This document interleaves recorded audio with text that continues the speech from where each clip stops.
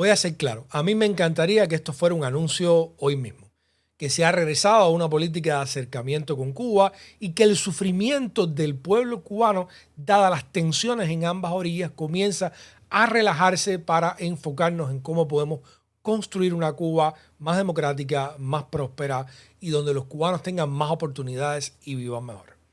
Pero lamentablemente este no es el anuncio que en este momento tenemos. Pero ha sido noticia indiscutiblemente que Marco Rubio pareciera estar moviéndose a la izquierda, cambiando el foco de las cuestiones políticas hacia las cuestiones económicas en Cuba. Y es que el 14 de febrero dio una entrevista para el medio Bloomberg, donde es citado diciendo esto que les voy a mostrar inmediatamente. El título de la entrevista dice: Rubio dice que el único camino adelante es abrir la economía para Cuba, ¿no? Miren esto. Esta es cita de Marco Rubio directamente por los articulistas de Bloomberg. Dice: es importante para el pueblo de Cuba que tenga más libertad. No solo libertad política, pero libertad económica, dijo Rubio. Por eso es que el régimen no ha estado dispuesto a dárselas, porque tienen miedo de que el pueblo de Cuba pueda proveer para sí mismos y ellos perder el control. ¿Cómo? O sea, yo entiendo y yo estoy de acuerdo con Rubio en esto. O sea, es importante que Cuba abra su economía y sería más importante todavía que los Estados Unidos apoyara a que esa economía de Cuba se relanzara. Pero aquí Rubio está ahora poniendo el foco, poniendo el dedo sobre la cuestión económica, en lugar de simplemente la cuestión política.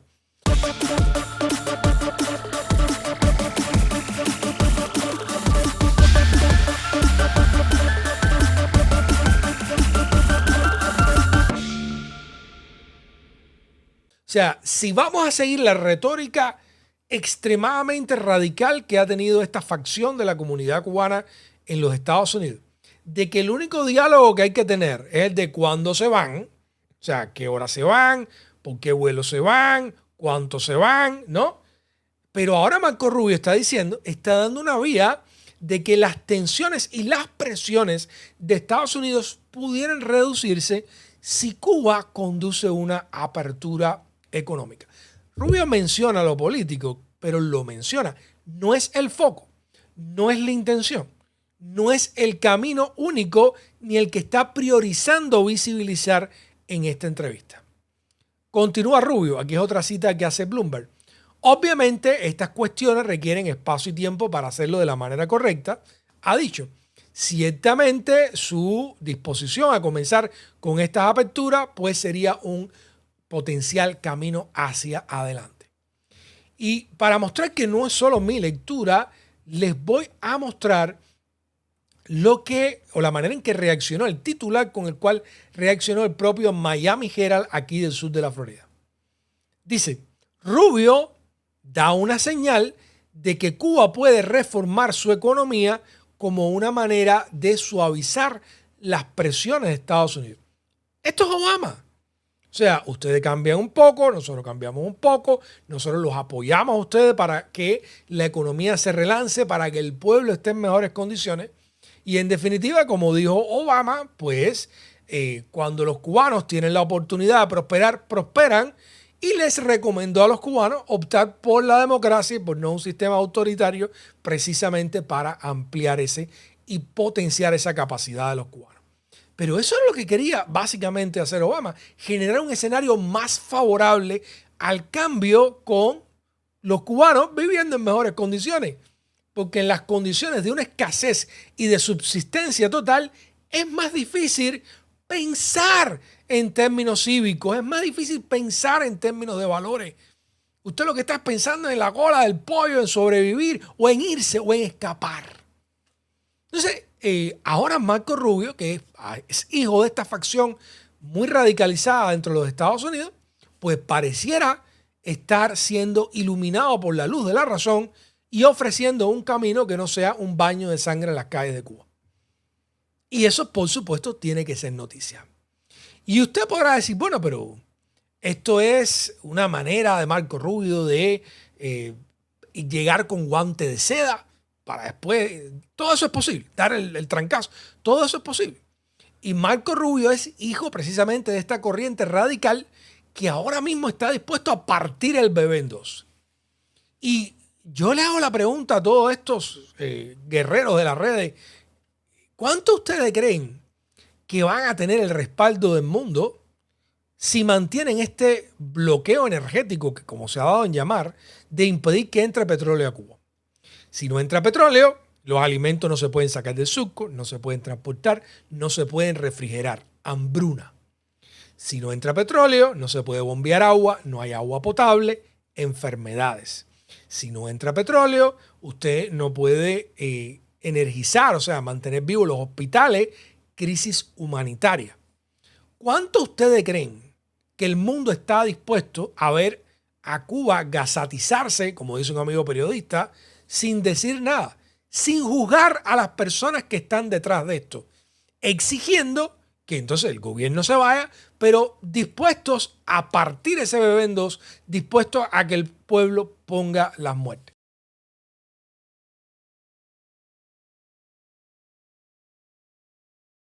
¿Tiene Marco Rubio incentivos para regresar a este tipo de política Obama 2.0? Yo creo que sí. Y vamos a enumerarlo. Primero, Donald Trump estaba buscando una realineación de los actores dentro del hemisferio con Washington. Fue lo que hizo con Venezuela.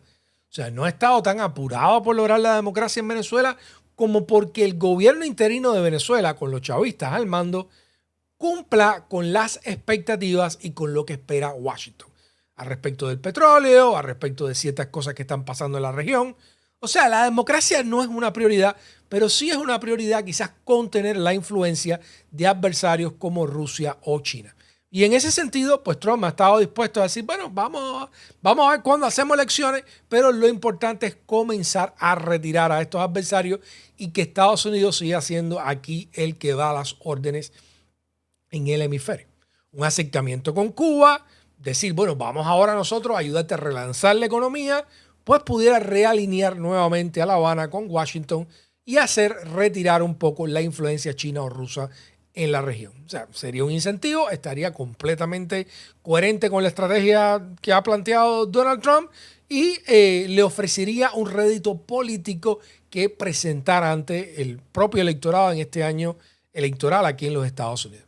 También los Estados Unidos y el gobierno han tenido presión de las propias empresas estadounidenses por muchos años de que abra la economía hacia Cuba.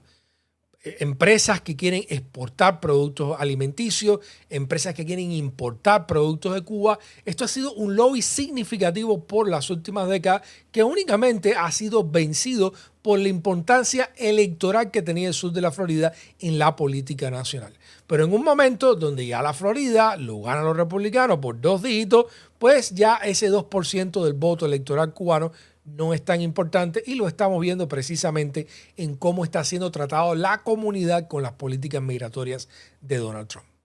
Por otro lado, una economía cubana que se haya relanzado, que le esté dando mejores condiciones de vida a los cubanos, pues por supuesto controlaría el flujo migratorio de Cuba hacia el resto de la región y sobre todo hacia la Florida y los Estados Unidos. De igual manera, todo este plan de la reemigración de Trump, de coger a las comunidades migrantes y reenviarlas a sus países de origen, pues le sería mucho más fácil a Trump con un gobierno en La Habana, con cierta alianza con Washington y también con mejores condiciones de vida dentro de la isla, pues tomar a los cientos de miles de cubanos o incluso millones de cubanos y reemigrarlos nuevamente hacia Cuba.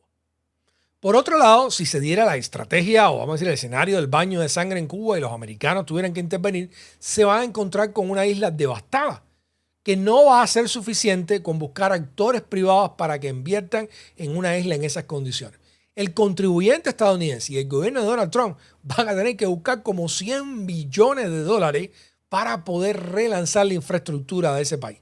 Y una vez que ellos se hayan metido, una vez que hayan roto el equilibrio o el orden que tenían los comunistas ahí adentro, pues entonces va a ser responsabilidad de Donald Trump tener que reiniciar todo eso.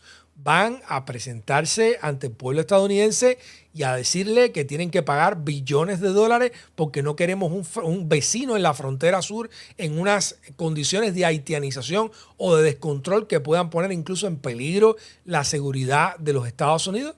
Eso significaría que Trump tendría que presentar un presupuesto significativo de beneficios que podrían ir para sus electores, para los ciudadanos, simplemente para poder controlar la situación dentro de Cuba. Y señores, vamos a ser claros. O sea, hay un límite al sufrimiento que tú puedes ocasionar o respaldar públicamente. Cuando los reportes de las consecuencias de este bloqueo energético comiencen a popularizarse y que además el mecanismo de comunicación de los gobernantes cubanos se ha perfeccionado durante 67 años. Si algo saben hacer es buscar la solidaridad y la simpatía de toda la opinión antiestadounidense en el mundo para visibilizarla más que nadie. Imagínense ahora con este bloqueo energético todos los testimonios, las historias y los horrores que van a emerger de la falta de combustible en la isla provocado por no otro que la arrogancia imperial de Donald Trump. ¿Hasta cuánto usted cree que el propio Marco Rubio, con aspiraciones presidenciales, indiscutiblemente estará dispuesto a aceptar en público que para él es un grado de sufrimiento aceptable para un pueblo justo a 90 millas de los Estados Unidos?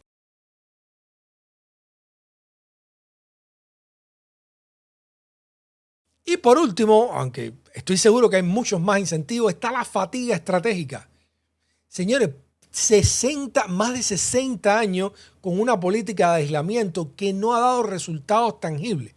Lo único que ha provocado es que la nación cubana, la isla de Cuba, se deteriore más y que la emigración sea un efecto de mayor relevancia y alcance dentro de los Estados Unidos. Llega un momento que crea fatiga estratégica y muchos están diciendo, bueno, si después de esto que lo han llevado al límite no funciona, pues no hay absolutamente ninguna manera de justificar continuar con este tipo de política. Y ojo, Marco Rubio puede darse cuenta de eso y Marco Rubio puede decir, bueno, quizás no vale la pena jugármela toda y tal vez haya que empezar a suavizar, busquemos otra estrategia, porque si se hace evidente de que todo esto que hemos propuesto por años no funcionó y que el único resultado que podemos mostrar es una catástrofe humanitaria, pues lógicamente será un precio político altísimo que pagar por él. Por lo tanto, Marco Rubio puede decir, tal vez no nos conviene llegar hasta el final de esta locura, vamos a tratar de negociar algo en el medio y a partir de ahí, bueno, pues no nos exponemos tanto y por lo tanto podemos seguir con el cuento de Cuba, con la estrategia y tal vez dentro de todo esto va y logramos una buena negociación, logramos una buena posición y en definitiva terminamos recibiendo el agradecimiento del pueblo cubano. ¿Tendría Marco Rubio inmensos retos para lidiar con esto? Absolutamente. Han radicalizado tanto su propia comunidad que los cuestionamientos del sur de la Florida ante un Obama 2.0 serían grandes al menos en un grupo. Hay otro grupo que lo que diga Trump lo va a hacer. Si mañana dice Donald Trump que Raúl Castro es un héroe, van a decir, sí, Raúl Castro es un héroe. Eso es la secta de Donald Trump. Pero hay otro grupo que yo creo que va a hacerle resistencia y puede tener un efecto electoral aquí en el sur de la Florida y eso es un reto. El otro reto es que los gobernantes en Cuba quieran hablar con él y quieran llegar a esta negociación o no piensen que tal vez Rubio ha sobrejugado su mano y aunque va a haber sufrimiento en el pueblo de Cuba, tal vez precisamente esto va a propiciar un clímax para este tipo de política de aislamiento que eventualmente no va a poder ser sostenida y tal vez logren romper, esta estrategia de una vez y por todas.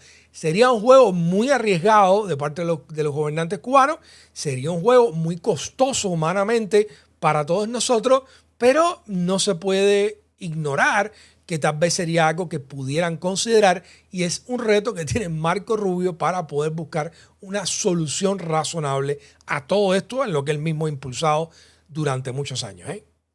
Ahora, quiero también dejar claro, o sea, Rubio no ha hablado de normalización como dijo Obama. O sea, es una filosofía completamente distinta hasta aquí. Rubio lo único que ha hablado es de ceder presiones, de suavizar presiones. O sea, es muy difícil equiparar uno de otro. Pero claramente lo que estamos viendo y cuando uno analiza y utiliza la lógica en todo esto, al menos creo yo, podemos concluir que hay probabilidades o por lo menos posibilidades de que quizás este acercamiento ocurra. Por lo menos hay, creo yo, suficientes incentivos. ¿Qué va a pasar? No tengo la menor idea. Yo no tengo una bola de cristal. Yo no sé cómo van a suceder todas estas cosas. Hay muchas variables. Es muy incierto. Yo les puedo decir, por lo que yo abogo, que sería por ese acercamiento, les puedo decir lo que parece más razonable dentro de todo esto y podemos en definitiva hacer o dar un criterio informado. Pero hasta ahí. Vamos a ver paso a paso por dónde se va.